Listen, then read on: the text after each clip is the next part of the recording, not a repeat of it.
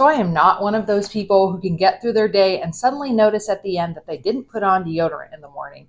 I need deodorant. I need deodorant that works. And I've tried a lot of natural ones that don't work. And on top of that, they cost a lot of money. So I was super excited to find this 5-ingredient recipe that you can make in under 5 minutes that really works. And it's super inexpensive. So let's get started. So first, before I actually start making the deodorant, I want to show you all the different ingredients, explain how they work, and why I'm using them in this recipe. First, you're going to have your oils, and they are going to be the carriers for the powders that are going to help control odor. And I am using coconut oil and shea butter. I find that a combination of 3 tablespoons of coconut oil and 2 tablespoons of shea butter makes for a very nice consistency that goes on well but stays hard enough to pour into a deodorant container. And we are going to be using deodorant containers today. I really just like to have the stick deodorant for ease of application, but you could definitely put this recipe into a mason jar if you don't feel like buying deodorant containers and just apply it with your hands. It will work just as well. This is going to make about 1 cup, maybe a little bit more deodorant, so you can figure that out with the containers that you have. Maybe you're using old containers. I will link the ones that I'm using down below if you want to check those out. So you have your coconut oil and your shea butter. Coconut oil is also antimicrobial, so it's going to help control any bacteria that might be contributing to smells. And then the last of your solids, it's not really an oil, I guess, is beeswax. You're going to add a 1/4 cup of that. And I'm putting all of these oils into a glass measuring cup because I'm going to make a double boiler. I'm going to put them in a pot of boiling water and just melt them all together. You could also just put a bowl over your pot or use an actual double boiler, but I really like using this measuring cup because it has a spout and I can just pour it directly into the deodorant containers afterwards. All right, next you're going to have your powders, which are going to really do the hard work with this deodorant and keep smells away. And you're going to use a 1/4 cup of arrowroot powder, or you could use cornstarch as well, just something that's going to absorb liquid. This is going to help with the sweat control. It's not going to block your pores like an antiperspirant, but it is going to keep you from getting too sweaty. And then here's what does the hard work: baking soda. And we're going to use a 1/4 cup of baking soda. I love it. It works great for odor control and it's so cheap. But there are a certain amount of people who are rather sensitive to baking soda just because of the consistency, you know, that gritty consistency. So I do want to mention that you could do one of 2 things if you find that you try this deodorant recipe and you do happen to be one of those people who are sensitive to baking soda. You could cut the baking soda in half and just put a little more arrowroot powder in there. It probably would still work really well. Or you could try zinc oxide. You would want to get nano zinc oxide because any other type of zinc oxide can actually absorb into your skin and that wouldn't be good for you. But nano zinc oxide is what they use in old-fashioned sunscreen, the kind that leaves the white mark on your face. Now these 5 ingredients I've just mentioned are going to work great to keep any smells away, but you can also add essential oils, an optional 6th ingredient. I like adding these not only because they smell nice, but they're antimicrobial, so they're definitely going to stop any of those microbes that can contribute to bad smells. And I also like using them just for therapeutic properties. As most of you know, I'm sure you're rubbing your deodorant right on your lymph nodes, which is kind of the garbage system of your body. So I like to use essential oils that help stimulate lymphatic drainage. Today we're going to use lavender and rosemary. Both of those help your lymph system to eliminate toxins. And I really like the smell. I don't find it's either too feminine or too masculine, and the whole family can use it. So I've got my double boiler going here, and the water's not quite boiling yet, but I'm going to stick my 1/4 cup beeswax, my 2 tablespoons of shea butter, and my 3 tablespoons of coconut oil into this water and let it melt.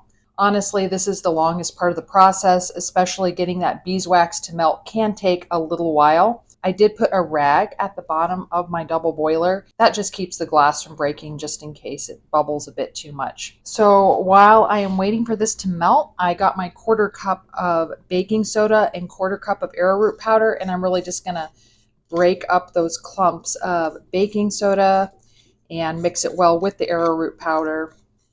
You know, it's kind of funny. I don't know if you know the story of how deodorant kind of was first marketed in our country, but apparently there was a surgeon who created a product to keep doctors' hands from sweating during surgery. I think it had zinc oxide in it, which is one of the ingredients I mentioned previously if you can't tolerate baking soda. Anyways, his daughter thought, hey, this would be great to prevent sweating.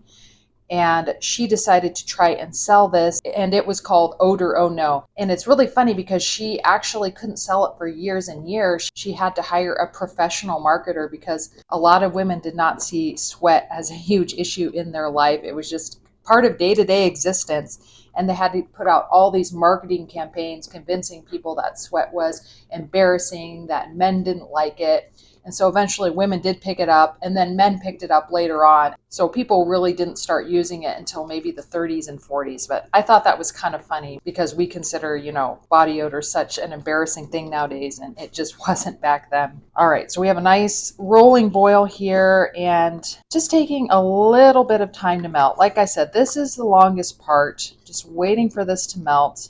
So I generally go and do something in the kitchen quick for these couple minutes till it all breaks down. You know, there's so many natural DIYs I've tried, and they've been fun, but some of them have just taken too much effort. I thought, you know, I'm not going to keep up with this. I'm just going to buy this from somewhere. But deodorant is not one of them. This is just so simple, and it comes out so nicely and works so well. And, you know, some of those natural deodorants are 20 bucks upwards. And like I said, I've tried a couple brands that didn't even work at that price. So this is definitely something that I am going to keep doing with my family.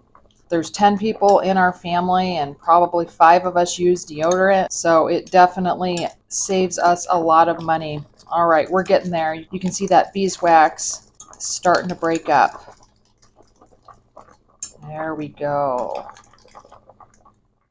And you know, if I was going to start with a personal care product, it would probably be deodorant. I mean, you rub it on your lymph glands, like I was saying. So that's really such a sensitive, such an important part of your body to keep stimulated and to not be putting toxins there. There we go.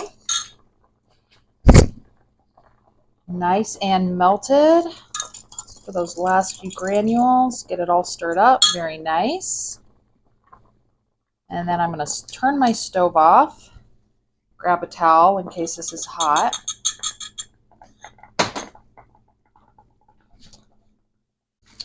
All right, so I have my 1/4 cup of baking soda and my 1/4 cup of arrowroot powder, and I'm going to pour that in. Put it all in there.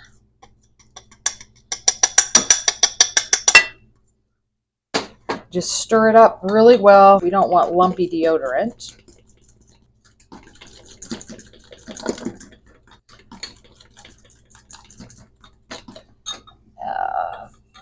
There we go. That's pretty smooth.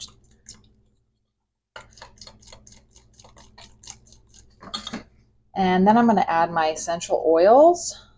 So I like to add like about 15 drops per stick, and this is going to make 3 sticks. So let me see, 15 times 3 is 45. So I'm going to add 40, 45 drops. So let's do 20 drops of lavender and 20 drops of rosemary.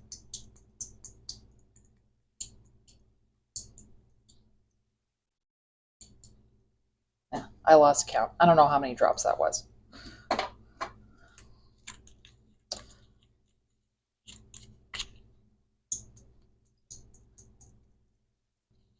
All right. Stir that in. And I like to wait till it's cooled down just a tad. Usually stirring it for a minute helps with that.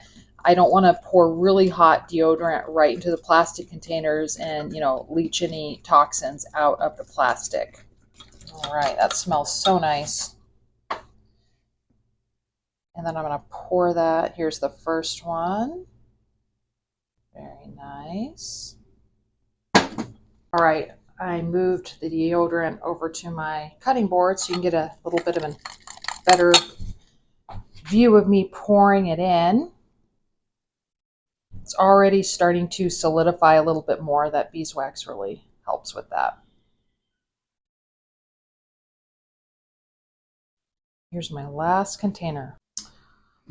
All right, well, this is a little embarrassing. I thought by my calculations this would make 3 deodorant containers. Normally I make a bigger batch because we have a bigger family, and I guess my math wasn't so good.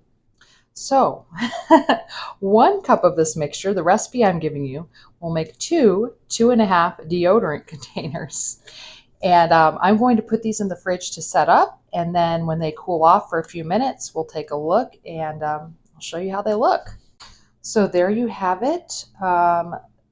As you can see, this is a really nice consistency, nice hard deodorant, but not too hard, and I promise you it works really well. I'm Andrea. We're a family of 10 living a healthy lifestyle on a budget, so please subscribe if that's something that interests you. Thanks so much for watching.